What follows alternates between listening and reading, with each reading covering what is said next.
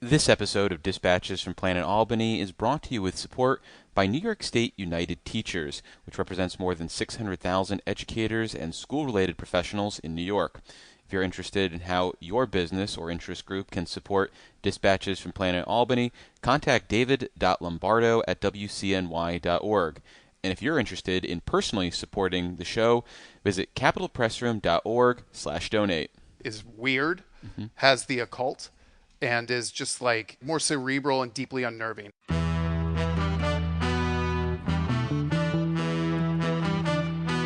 I've also declared war on potholes, so here's the first shot across the bow.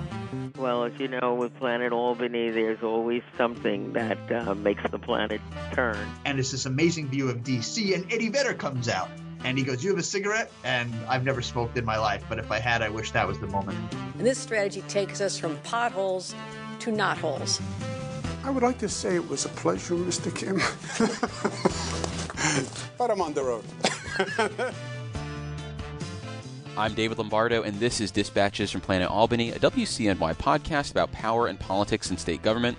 And on this episode, we're turning our attention to the PR strategy by Governor Kathy Hochul, who's tried to be a national leader for Democrats this summer in response to GOP gerrymandering efforts around the country, as well as the adoption of the big, beautiful bill in D.C., while still navigating public landmines with President Donald Trump and her party's mayoral nominee in New York City.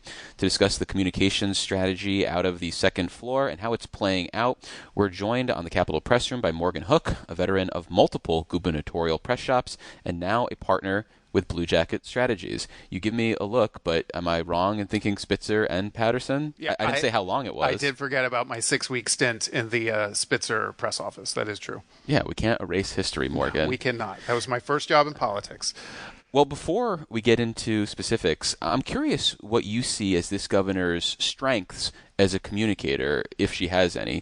For example, are there certain venues or types of issues that you as a political expert or as a communication expert would tell this governor to lean into? Are there sorts of fights that you think a Hamburg Democrat Blue Dog is best suited for? I do, actually. And there are a couple areas, and she has been actually focused on some of these for the last couple of years. I mean, let's look at the profile of Kathy Hochul. Kathy Hochul is from a union family, blue-collar upbringing. I remember seeing like a Twitter video that she posted years ago where she was at a pizza parlor, and she knows how to spin dough. Because and raise dough. Yeah, that's very good. Thank you. And like she knows how to spin pizza dough, and like this video is like occupies a section of my brain for whatever reason since then, and I have come to learn that she actually worked. She was like she worked at a pizza parlor when she was a teenager. I think that is so much of what we talk about now in politics is the authenticity, and that's the big catchword, and all the campaign meetings that you're going to have, and what all the consultants will say when they're trying to convince somebody to hire them. I think you need to show authenticity, and that's what's really selling in campaigns right now. Like, she comes from that background. She comes from, salt of the earth, Western New York, blue collar. She is also, I don't know if you know this, a woman. She's the first woman to ever be governor. She's mom governor. Mom governor. She's the first grandmother. And look, like, let's have a real honest conversation about women in politics and how politics treats women elected officials differently than men. And I think it's really cliche for me to sit here and say, I think she should lean into that. But if you're going to be judged by things unfairly, and if you're going to be penalized for being a woman, which I think most women are in politics, I think it's just a truth, there's also no reason not to lean into it, particularly right now in the time that we have in what's going on in politics right now, which is the number one issue is cost of living. The cost of everything is rising. Trump has his tariffs. There's inflation. It sunk the Biden presidency, sort of forced him out in addition to other issues. But dementia. Yes. But that is the issue. And if you look at every bit of polling that's been out for however many years now, it is kitchen table issues. It is how am I going to pay my bills? What is government doing to help me in this situation? And I think all of those things are something that she can speak to in a way that others can't. But how does she do that effectively? I mean, she's been talking about the A word, affordability, for nearly a year nonstop now, and I wonder how much of it has been effective. So given her roots, given what you think she may be good at or not as good at, where does she need to deliver that message, or what is the way that that message resonates the most with people? We've seen her on MSNBC. We've seen her on Fox News. We've seen her occasionally do more local media. Is there a medium that you think works best for her? What works best for her is, and I think it's what works best for a number of different candidates, is longer form. It's less about soundbite these days. It is more about being able to have a conversation and being able to articulate a vision and have a little bit of nuance to it. And I think people are open to hearing that. And it also gets you away from this feeling that you're using like a scripted, consultant-driven, focus grouped talking points. You know what I mean? And I think when we talk about how is Donald Trump successful, when we talk about that authenticity thing, to me, that's what it means. It means not being afraid to make a mistake, not being afraid to say something that isn't perfect every single time you're out there. Scripted to an inch of its life. Exactly. Because that's how people talk. And I think people are going to be more forgiving of that in the current landscape, as long as they also feel like you're being sincere and you're talking about things that matter to them. And so I don't think that there's any question that she can be sincere about those things, because she can actually speak from her own personal experience on a lot of it. Unlike, say, I don't know, a guy who grew up in the executive mansion, whose father was a governor and has spent his entire life as an elected official or an appointed official. Like, that's not someone who can really speak authentically about the struggles of everyday New Yorkers, as opposed to someone who literally twirled pizzas as a teenager to help make ends meet for her blue-collar family. Like, there are the Barack Obamas of the world who can give a speech and fire people up and, you know, make people cry. And I don't know that Kathy Hochul is that person either. No. So that's not what she should be doing. Right? She should be leaning into first grandma, first mom governor, because again, I think it's you go to your strengths. And you ask me, like, where does she do this? She does it everywhere. I also don't think that there is like one place you go. She doesn't just go to MSNBC and go on Morning Joe, and that's where she needs to deliver this message. She needs to deliver this message on social media, on every interview that she does, in every press release, and every event. She is never afraid to go do multiple events in a day, right? This is someone who fills up her calendar. She likes using the helicopter. So go do it and go talk about it constantly. And I think that's the only way it finally starts to get to people, so that they actually hear it. They're not hearing it because you did one podcast with David Lombardo. Which they have not done. Well, they should. If I was advising them, I'd say, go do, what is it going to hurt to sit down and talk to him for an hour? I think people need to not be afraid about going and having an honest conversation. And yeah, if you have like one soundbite in there that someone clips that's not perfect, there's just so much noise out there right now. There's so much content. It's not a world in politics anymore where one gaffe sinks you. One gaffe is maybe, if you're really unlucky, a week of bad press, and then everyone moves on. So we've seen the governor focus this summer on things aside from affordability. I mentioned at the top she's tried to become more of a Democratic leader. We don't need to talk about the merits of some of these issues, but she's talked a lot about gerrymandering, talked about the need for Democrats to try to grow their footprint in New York, and she did a national PR blitz on that. She's also kind of got this road show as it pertains to responding to the big, beautiful bill. Has anything from that stood out to you, and do you find this governor to be particularly effective when she tries to be a Democratic messenger? One aspect of the gerrymandering fight, which, again, talk about how things only last in the public consciousness for a short amount of time, feels like we're already moving on from the gerrymandering thing. The Texas lawmakers went back. The Texas maps are going to be rewritten. We're talking about other stuff now. And here in New York, we're not going to actually do anything on it until 2026. Because they can't. Right. So you remember when Chuck Schumer cut the deal at the last minute to avoid the government shutdown, and how angry Democrats were. Mm-hmm. I think people probably have largely forgotten about that one moment. But the anger that was there, that is ever present. And there is among Democrats, among your staunchest, sort of your primary voter Democrats, there's absolutely a feeling of every single possible thing that we can do, we should be doing that to fight the Trump administration at every turn. But what they really don't want is to be like, again, to get the consultant speak and to be given, like, have some politician talking out both sides of their mouth, like, oh, I will stand up for you. And then they go inside and they vote and they don't do. I think what Kathy Hochul did when she was talking about redistricting and gerrymandering, she said bluntly what Democratic voters wanted to hear, which was, well, if they're going to do it, we're going to do it too. This is war. And I think with real Democrats, they were like, thank God someone finally is just doing what we want them to do. Now, whether or not they can do it, you might say that's performative. Maybe it is performative, but at least it's someone saying, we're going to try and do this. Yeah, they can't in a timely fashion. You know. But turning to another issue, or I should say person that got New York Democrats excited, some remember Zohran Mamdani. He is the Democratic nominee to be mayor of New York City this fall. And to date, Governor Kathy Hochul has not embraced him, not endorsed him, in fact, held him at arm's length. And I understand that his victory represents just a small fraction of the Democratic vote in New York State, and we didn't necessarily see similar outcomes in primaries around the state.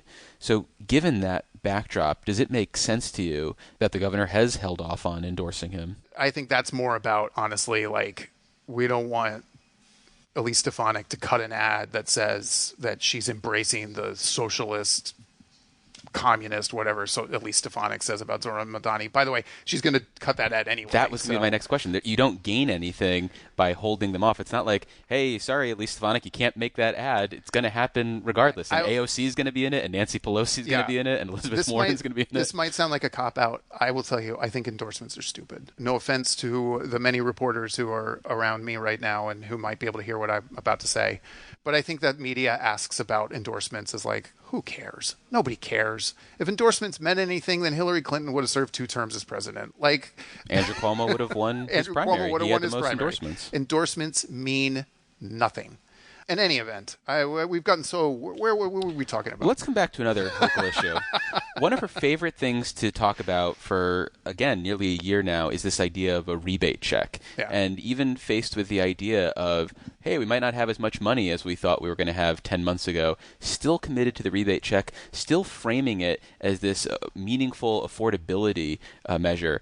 If she says that enough times into enough microphones, is it actually going to be a meaningful affordability thing to people? Or is this wishful thinking and potentially a waste of $2 billion? I'll let you focus on the wishful thinking part and not the merits of the So I will tell you, as my personal public policy position on this is that I think it's a tremendous waste of money. Frankly, I think it's kind of a gimmick. You know, it's like, hey, here's some money. Make sure to give it. They always make sure to give it to people right before an election, right? But fine. I think it can be spent in better ways. I would rather see it, at this point, I'd rather see it plug budget hole and save important programs.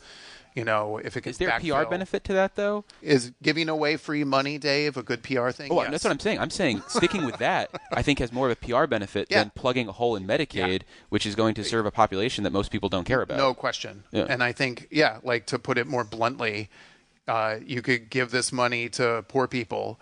Most people, whether they're Democrats or Republicans, are like, I don't want money to go to the poor people. I want that money. Why am I not getting the handout? Problems. I want to go buy a new seen fridge. My utility bill?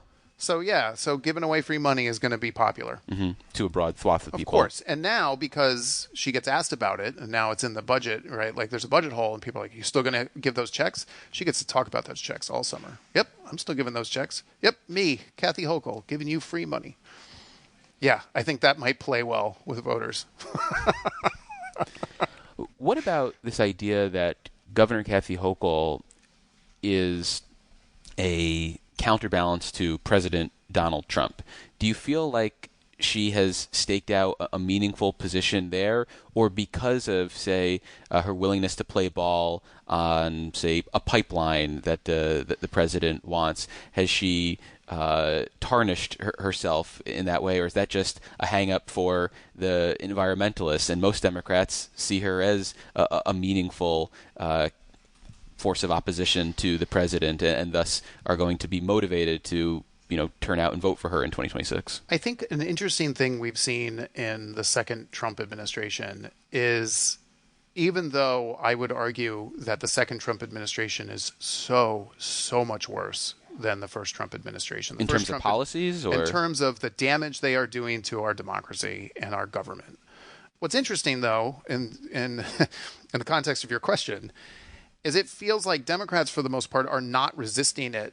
They're not being as performative in their resistance, perhaps, as they were the first time. I mean, you remember it was like Andrew Cuomo was like, well, I'll be the governor of resistance. And everyone was all about resist and protest in the streets. And this time, their people seem to be just kind of more resigned, and we'll put up our fights and we'll fight laws that come into New York. But there isn't as much of this this un-American destroying democracy talk as we heard in the first Trump administration. So yeah, I think part of that is, look, the guy's president, and maybe it is in the best interest of my state to try and play ball with him where it benefits me. And she's said this publicly.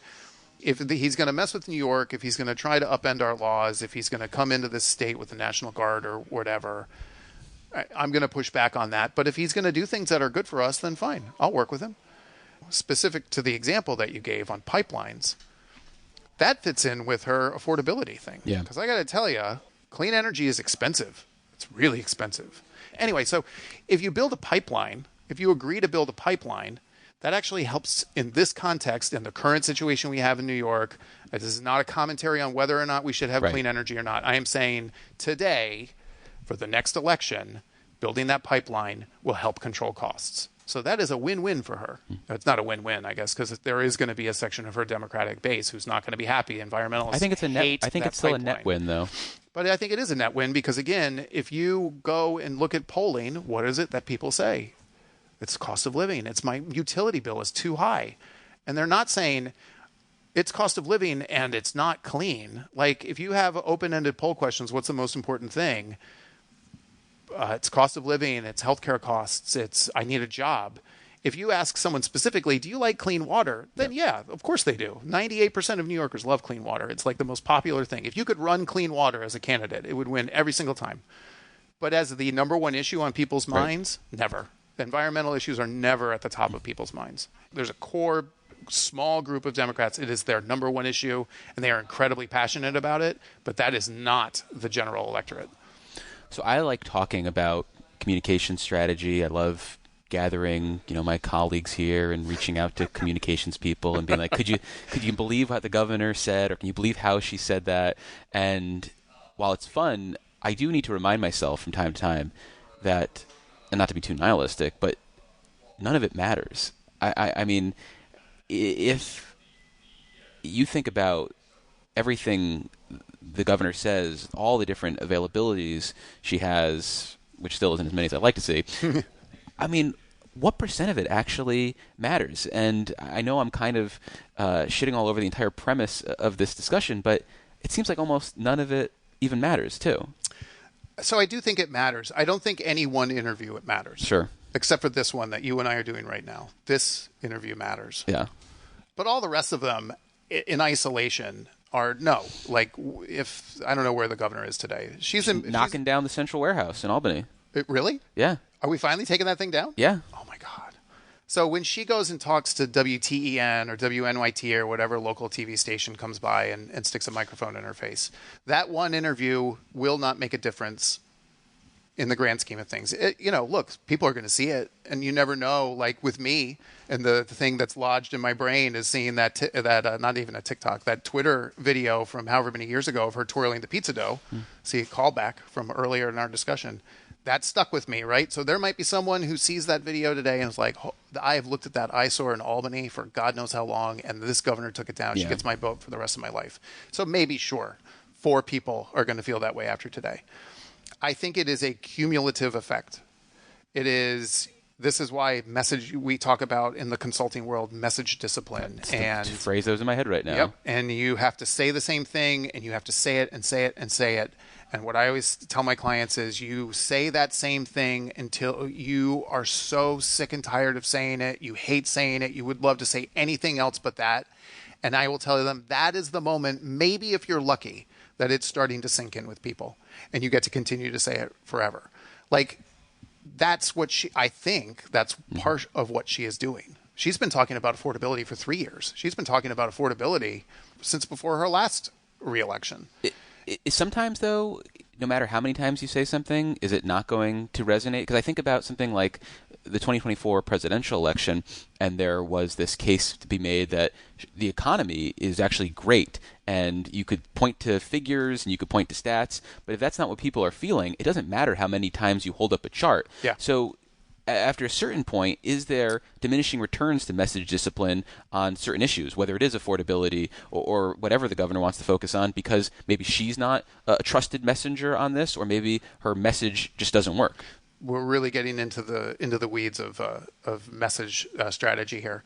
You want to be driving the sort of narrative around what we're talking about in politics. Have the conversation on your terms. Exactly. And so, for example, again, I use the David Patterson example. When he first went out and started talking about the budget cuts, he was trying to sort of seize the narrative of, we've got this massive budget hole. We are going to have to make hard decisions. I'm going to go out there and demonstrate leadership, and I'm going to be honest with people and straightforward and say everything's going to get cut. And I think at first people really like that. Like I said, people were like, wow, he's being honest with us. It's great. Like someone's being an adult and just being honest with us. But then people were getting angry about it, and different constituency groups came out and said, we don't like these cuts. And 1199 started rolling out the ad where literally there was a blind man in a wheelchair saying, why are you doing this to me, Governor Patterson? And it was no longer his narrative anymore. And it became about he was the enemy who was making cuts. So if you are Kathy Hochul and you are able to drive the narrative and you're able to keep it on where New York is doing what it can to make your life more affordable, to give you a rebate check, to lower energy costs, to whatever it might be, as long as she's driving that discussion and is able to control that, that's a good thing. But yes, there are times you can't control it. There are times when forces outside of your control will change the narrative. And the forces outside of the control of Democrats in 2024 was, one, they were the party in power, but two, people were not, it didn't matter what the chart said. The way people felt, there's another party there too that's also trying to drive the conversation. Yeah, it's not static. Yeah, exactly. And go back to your question is like, should she be talking about, is it effective? Is there any reason to be doing this? She can control what she can control. She can control her events. She can control what she talks about. Ideally, you want to create a situation where your administration or your being an elected official stands for something. You stand for something, right? Donald Trump, for all of my feelings about Donald Trump, he's the Make America Great Again guy. He's the America First guy, and that's simple, easy messaging. But it's all based around the message that he's created around himself. So that's, I think, to some extent, what she's trying to do here, and create an image of what this administration is and what it stands for. Well, one area, though, where this governor is trying to push a more nuanced conversation, a nuanced position, is around immigration. And if there is some sort of seizure by ICE of a family or a small child or a politician like Brad Lander, she is running to the rescue. She's putting out statements. There are other aspects, though, of the federal immigration policies as they pertain to undocumented immigrants where she's clearly uncomfortable.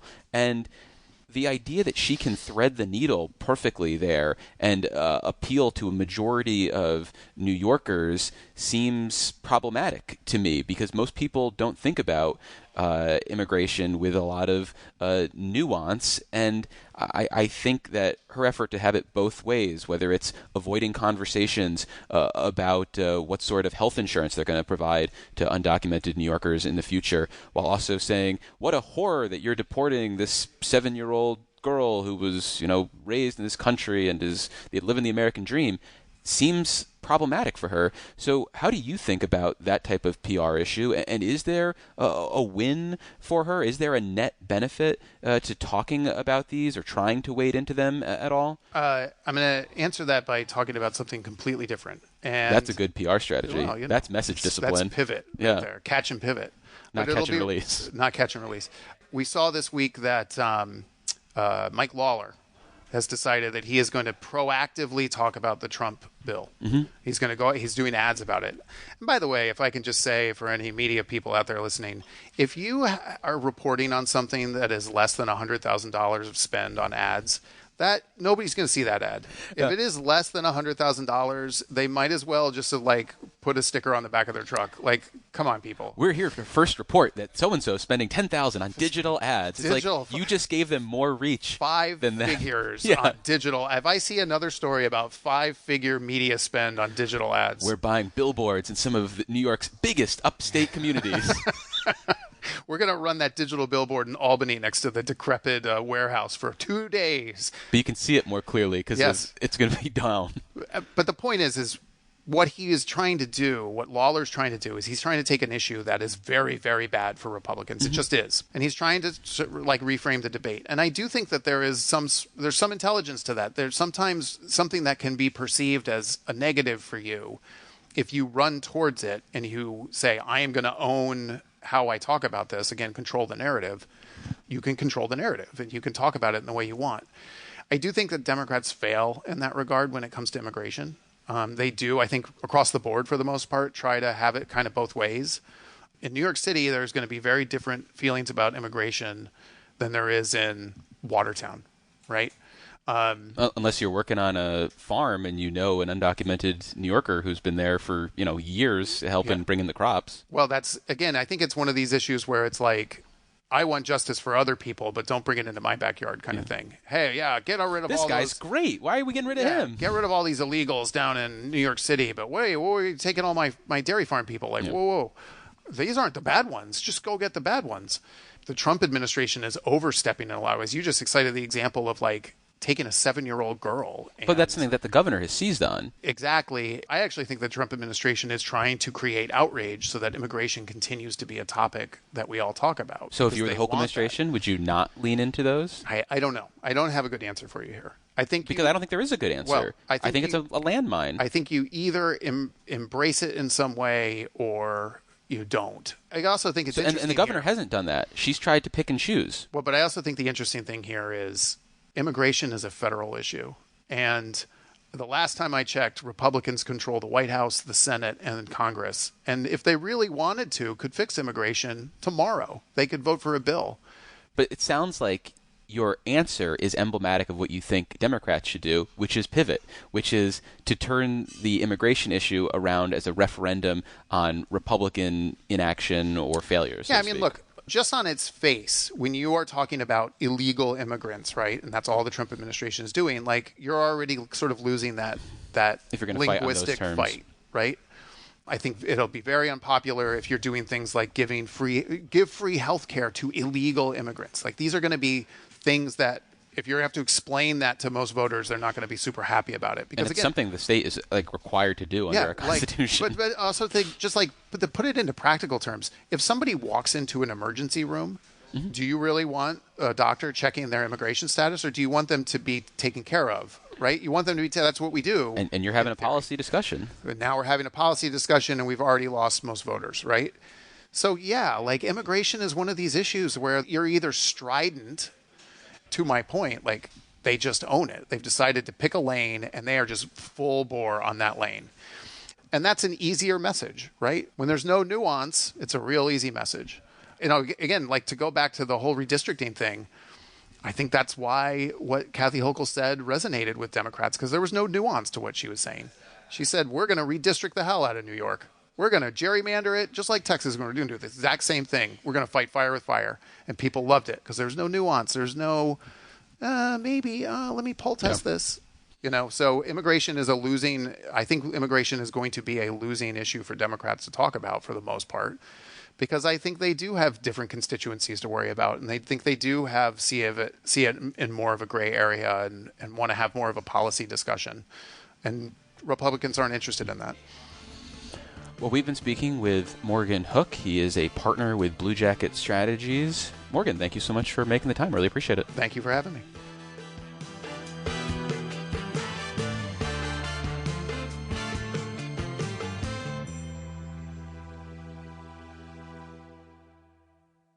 My 16-year-old son, he doesn't even want to go into the basement after he's seen a horror movie. So if you're like that and you don't want to go into the basement, then maybe you should skip it.